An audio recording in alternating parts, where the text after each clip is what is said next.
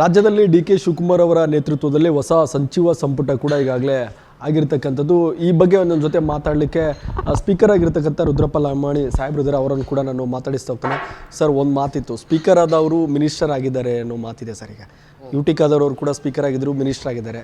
ತಮ್ಮ ಪಾಲಿಗೆ ಈ ಒಂದು ಮಿನಿಸ್ಟ್ರಿಗಿರಿ ಯಾವಾಗ ಬರ್ಬೋದು?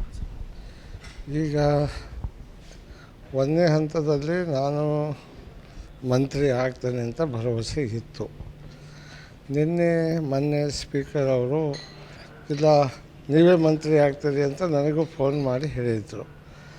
ಅದಾದ ನಂತರ ಮತ್ತು ಅವರಿಗೆ ಅವಕಾಶ ಸಿಕ್ತು. ಅದಕ್ಕೆ ಅವರು ಕಾನ್ಸ್ಟಿಟ್ಯೂಷನಲ್ಲಿ ಈ ಹುದ್ದೆ ಖಾಲಿ ಇರೋಂಗಿಲ್ಲ.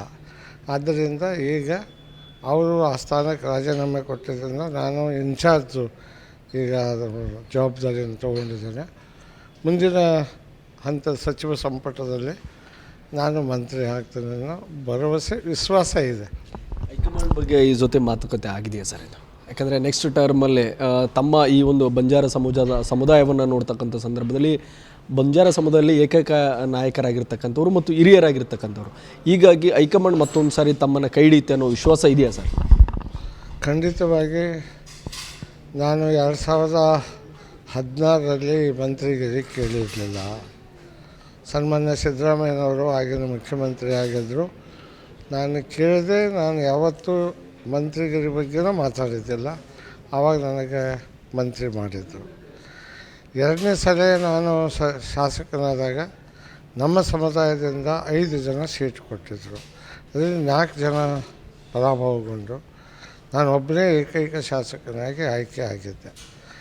ಆವಾಗ ನಾನು ಹೋದಾಗ ಹೈಕಮಾಂಡ್ನವರು ಎಲ್ಲ ನಿನ್ನ ಬಿಟ್ಟರೆ ಏನು ಯಾರಿಗೂ ಮಾಡೋಕ್ಕಾಗಲ್ಲ, ನಿನಗೆ ಮಂತ್ರಿ ಮಾಡ್ತೇವೆ, ಆದ್ದರಿಂದ ನೀನು ಆಗ್ತಿದ್ದೆ ಹೋಗು ಅಂತ ಹೇಳಿದರು.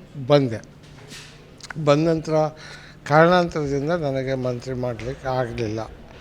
ಸಿದ್ದರಾಮಯ್ಯನವರು ಇಲ್ಲ ನಿನಗೆ ಒಂದು ಅವಕಾಶ ಮಾಡಿಕೊಡ್ತೇವೆ ಮುಂದಿನ ಸಚಿವ ಸಂಪುಟದಲ್ಲಿ ಅಂತ ಹೇಳಿದರು.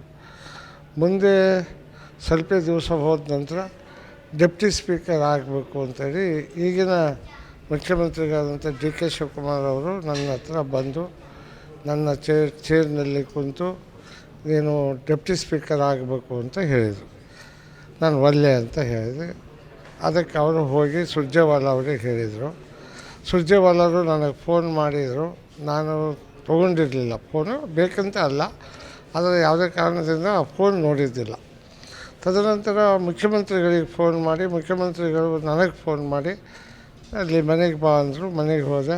ನೀನು ಡೆಪ್ಟಿ ಸ್ಪೀಕರ್ ಆಗಬೇಕು ಅಂದರೆ ಇಲ್ಲ ಸರ್ ನಾನು ಒಲ್ಲೆ ಅಂತ ಹೇಳಿದ್ದಾನೆ, ನಾನು ಆಗಕ್ಕೆ ಒಲ್ಲೆ ಅಂತ ಹೇಳಿದೆ. ಆವಾಗ ಅವರು ಮತ್ತೆ ಇಲ್ಲ ಮುಂದಿನ ಸಲ ನೀನು ಮಂತ್ರಿ ಮಾಡ್ತೀವಿ ಆಗಬೇಕು ಅಂತ ಹೇಳಿದಾಗ ಪಕ್ಷದ ನಿಷ್ಠೆಗೆ ಪಕ್ಷಕ್ಕೆ ನಾನು ದೊಡ್ಡವನಲ್ಲ ಅಂತ ಹೇಳಿ ಪಕ್ಷದ ಹೈಕಮಾಂಡಿಗೆ ಗೌರವ ಕೊಟ್ಟು ನಾನು ಡೆಪ್ಟಿ ಸ್ಪೀಕರ್ ಆಗಿದ್ದೆ. ಪ್ರಮುಖವಾಗಿ ಸರ್, ಈಗ ಹಾವೇರಿ ಜಿಲ್ಲೆಯಲ್ಲಿ 6 ಜನ ಶಾಸಕರಿದ್ದಾರೆ ಕಾಂಗ್ರೆಸ್ನಲ್ಲಿ. ಸಾಕಷ್ಟು ಕೂಡ ತಾವು ಹಿರಿಯರಿದ್ದೀರಿ. ಹೀಗಾಗಿ ಜಿಲ್ಲಾವಾರು ಪ್ರಾತಿನಿಧ್ಯ ಅಥವಾ ಸೀನಿಯರಿಟಿ ಎರಡರಲ್ಲೂ ಕೂಡ ತಾವು ಮುಂಚೂಣಿಯಲ್ಲಿದ್ದೀರಿ. ಹೀಗಾಗಿ ತಮಗೆ ಒಂದು ಸಚಿವ ಸ್ಥಾನವನ್ನು ಕೊಡಬೇಕನ್ನುವಂಥದ್ದು ಕೂಡ ಸಾಕಷ್ಟು ಬೇಡಿಕೆ ಇದೆ.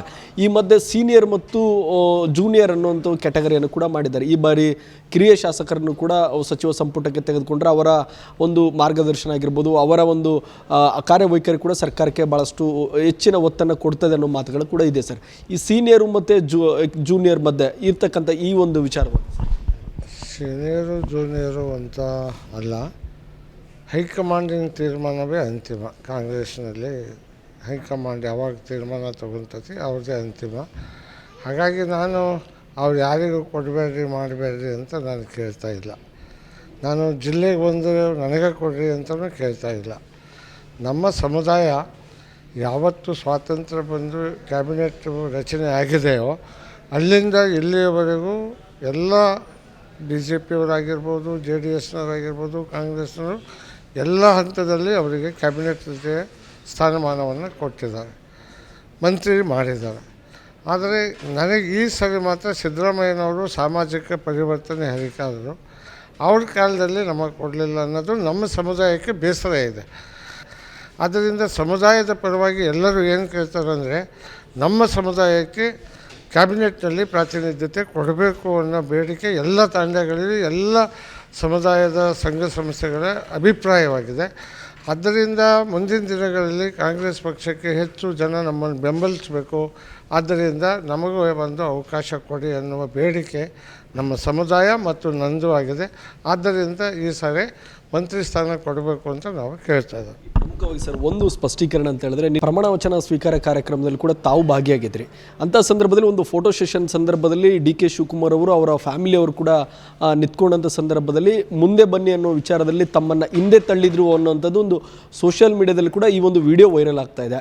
ಈ ಬಗ್ಗೆ ಸ್ಪಷ್ಟೀಕರಣ ಕೊಡೋದಾದ್ರೆ ಇಲ್ಲ, ನಾನು ಅವ್ರ ಫ್ಯಾಮಿಲಿಯವರು ಅಂತ ನನಗೂ ಗೊತ್ತಿಲ್ಲ. ಈಗ ತಾವು ಹೇಳಿದಾಗ ಗೊತ್ತಾಯ್ತು ಅವ್ರ ಫ್ಯಾಮಿಲಿಯವರು ಅಂತ ಹೇಳಿ.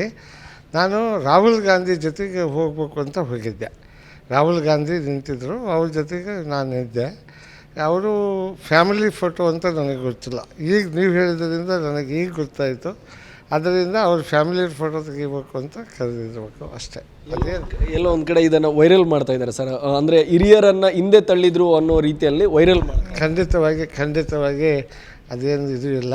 ಸಹಜವಾಗಿ ಫ್ಯಾಮಿಲಿಯವರಿದ್ದಾಗ ನಾನು ಕೂಡ ಅಲ್ಲಿ ಅವ್ರು ಗೊತ್ತಿಲ್ಲ, ಅವ್ರ ಫ್ಯಾಮಿಲಿ ಅಂತ ಗೊತ್ತಿಲ್ಲ. ನಾನು ರಾಹುಲ್ ಗಾಂಧಿ ಜೊತೆಗೆ ಹೋದಾಗ ಫೋಟೋದ ಖರ್ಗೆ ಅವರು ಇದ್ದರು. ಅದರಿಂದ ಆವಾಗ ನಾನು ಅಲ್ಲಿ ಹೋಗಿದ್ದೆ. ಅದು ನಾನು ನೋಡಿ ಇಲ್ಲ, ಅಷ್ಟೊಂದು ನಾನು ಅದರ ಬಗ್ಗೆ ನನಗೆ ಇದು ಆಗಿಲ್ಲ.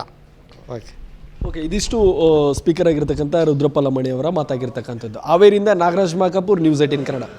ನಿರ್ಭೀತ, ನಿಷ್ಪಕ್ಷಪಾತ, ವಿಶ್ವಾಸಾರ್ಹ ಸುದ್ದಿಗಳಿಗೆ ಮತ್ತೊಂದು ಹೆಸರಾಗಿರುವಂತ ನ್ಯೂಸ್ 18 ಕನ್ನಡ ಈಗ ಆಪ್ನಲ್ಲೂ ಲಭ್ಯವಿದೆ.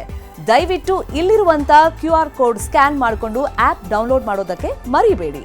ನಿಮ್ಮ ಬೆಂಬಲ ಹೀಗೆ ಸದಾ ನಮ್ಮೊಂದಿಗಿರಲಿ. ಧನ್ಯವಾದ.